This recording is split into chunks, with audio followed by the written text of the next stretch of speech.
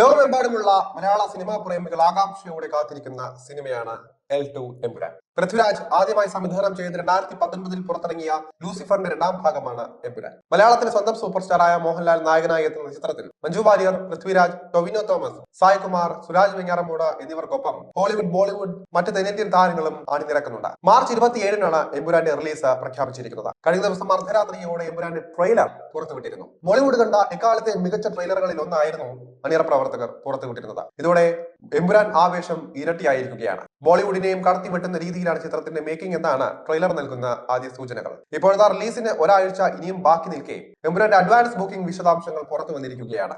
Advance ബുക്കിംഗിലൂടെ ഇതിനോടകം വലിയൊരു തുക എമ്പുരാൻ പോക്കറ്റിലാക്കി കഴിഞ്ഞു എന്നാണ് വിവിധ റിപ്പോർട്ടുകളിൽ നിന്ന് വ്യക്തമാകുന്നത്. കേരളത്തിൽ ബുക്കിംഗ് ഇനിയും ആരംഭിച്ചിട്ട് പോലും ഇല്ല എന്നതിനാൽ തന്നെ ഇതൊരു സാമ്പിൾ വെടിക്കെട്ടാണ് എന്നാണ് ആരാധക പക്ഷം. ലഭ്യമായ ഏറ്റവും പുതിയ കണക്കുകൾ അനുസരിച്ച് അഡ്വാൻസ് ബുക്കിംഗിലൂടെ ചിത്രം ഇതുവരെ നേടിയിരിക്കുന്നത് 11 കോടി രൂപയോളമാണ്. വിദേശത്ത് നേരത്തെ തന്നെ പ്രീ ബുക്കിംഗ് ആരംഭിച്ചിരുന്നു.